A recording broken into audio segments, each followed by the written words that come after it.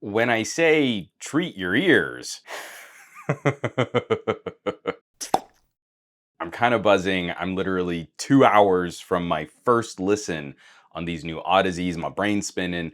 I'm trying to get my thoughts out here. It's going to be a little rambly. Travel down to a nondescript building down in Santa Ana. The folks at Audeze pulled back the curtain on their new headphone, and I got to take a listen, and it was really good. So, pushing pause on that just for a second. My background is in voice recording and directing. Over 20 years in studios, listening to human speech and trying my best to capture and present that. The workflow is super streamlined compared to music production, and VO-focused studios tend to work high practicality over the more exciting trends in audio reproduction. That does make me a little sad because when you get to take the time to really sculpt and fit a voice to the exact right microphone, it's kind of magic. But you usually can't take that time when you're just trying to pump out radio commercials and get your work out the door. That workflow informed a lot of my audio consumption habits. So it's only been kind of recently that I've started dabbling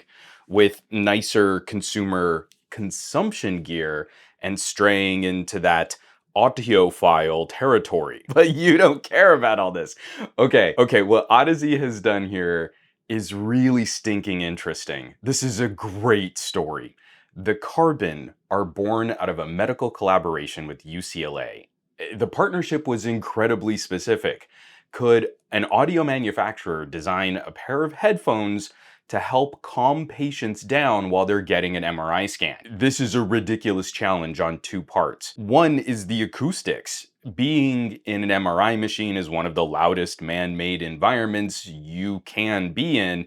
And two, lots of magnets. So no ferrous metals in the construction of the headphones. What they designed is kind of radical. Carbon nanotubes suspended in a film that's basically transparent, combined with a closed back design, including microphones and active noise cancellation, even down to the cable connected you gotta go fiber optic. Completing this challenge is a huge accomplishment, and the collaboration took 4 years to arrive at a medical grade product. I've never had an MRI, but being mildly claustrophobic and super sensitive to noise, it sounds like my worst nightmare. Anything that can help aid patient comfort in that regard has to be a significant benefit. Audeze put together a little video on this collaboration. I've got that linked in the description below. I'd highly recommend you check it out. It's such an interesting watch. But of course, at the end of this process, Audeze has also created a new kind of electrostatic transducer, and they thought it sounded really good, and they built it into a consumer-facing product, which will sell for $4,500. I know that sounds like a bit much, but when we start playing at this tier of audio, looking at solutions like electrostatic headphones, this pricing is a bit more normalized for the specific solution it represents. Electrostatics can range from hundreds of dollars to more than the cost of a new Tesla. The value conversation is deeply personal and experiential. It's exceedingly unlikely that someone just accidentally stumbles on this kind of audio tech and,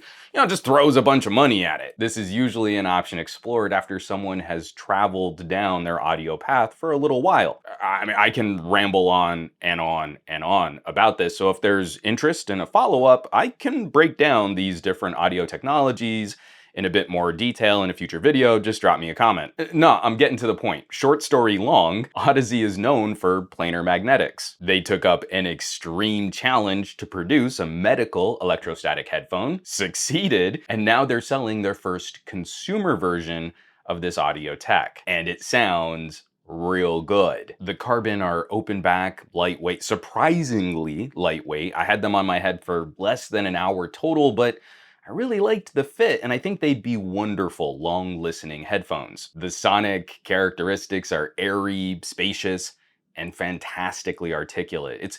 It's what I found so exciting about adding planar magnetics into my collection. The details are incredibly nuanced, and CRBN takes that to a next level. It's such a corny audio nerd joke, but if you want to hear the ridges of a musician's fingerprints raking a guitar string, That's the kind of detail we're working with. Not really, but kinda. Lame jokes aside, everything is accessible, and instruments are hyper-located in a stereo mix. Now, spatial audio manipulation is the hot fad right now, but we shouldn't forget that mixing for traditional stereo is already able to accomplish specific positioning of instruments, and that craft is wonderfully highlighted on nicer headphones. There's no digital trick. Audio just feels more immersive around you. I was listening to some Alison Krauss and the upright bass was just docked, like right here. Like I could just reach out and touch it. The clarity is next level. Where intimate ballads can almost take on an ASMR quality for bringing the vocalist right into your ears. You can feel the proximity of how close they were to the microphone. I ran through some of the Audeze playlist on Qobuz, and then I fired up a few tracks I use for my own testing. Audio is so experiential that it's difficult to express in words why I liked what I was hearing. We fall back on lazy descriptors: spacious, sweet, articulate, warm. I really hate the word warm. The tracks I'm more familiar with, they're some of my all-time favorite songs.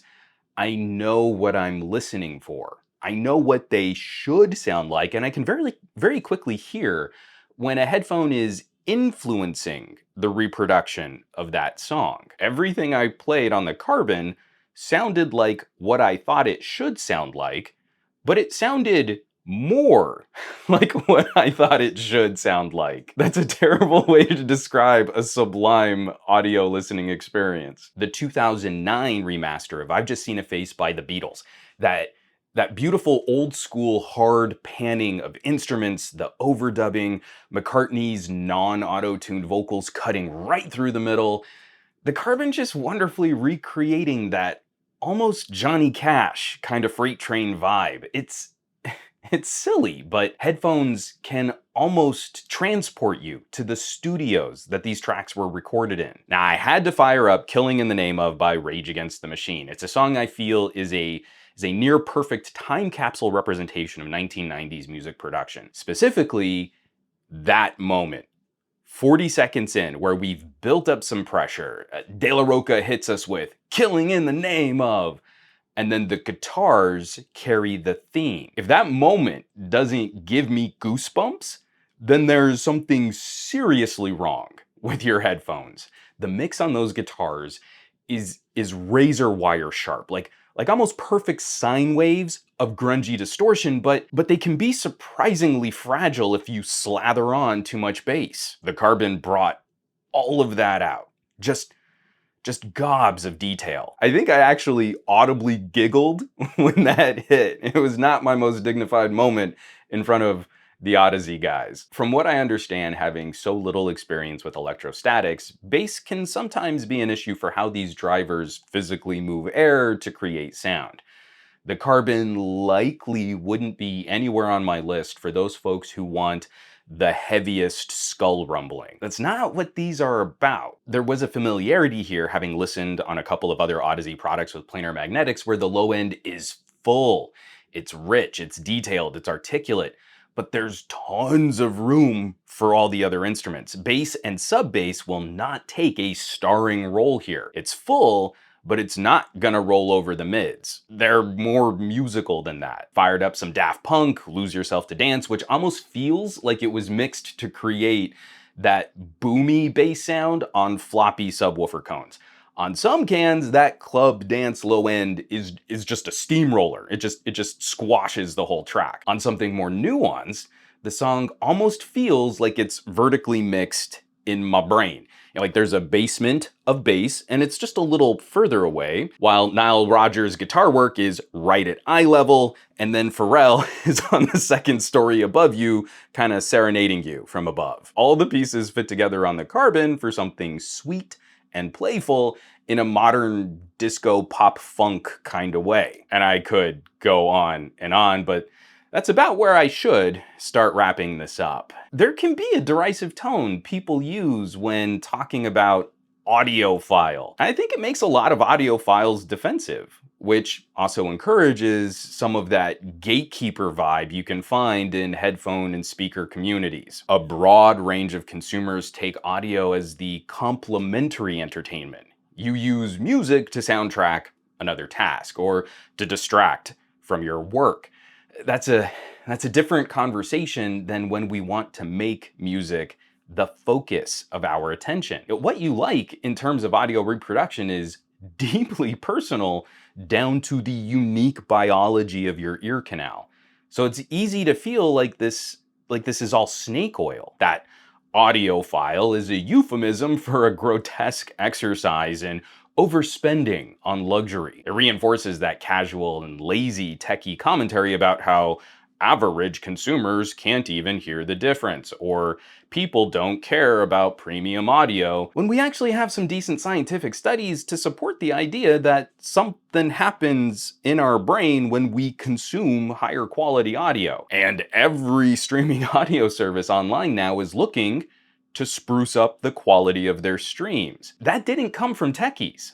Techies weren't the tastemakers there. That came from consumer interest. Consumers are driving an interest in getting us out of MP3 quality streaming and crawling our way back up to at least CD quality sound. The flip side of that though, audio is a journey and depends on some personal experience and education. It's not as immediate as walking into a Costco and seeing a bunch of super saturated 8K TVs all on a wall. It takes a little time and effort to fine tune your tastes. I fully believe that I could sit most of my family down, throw the carbons on their skull, watch them kind of nod along for a bit. Yeah, that sounds pretty good. But there's no context there. I don't believe they'd get $4,500 of enjoyment out of these cans. I know what I'm listening for, and I really like what the carbon can do, but I also have really poor control over my listening environment, so it would probably be difficult for me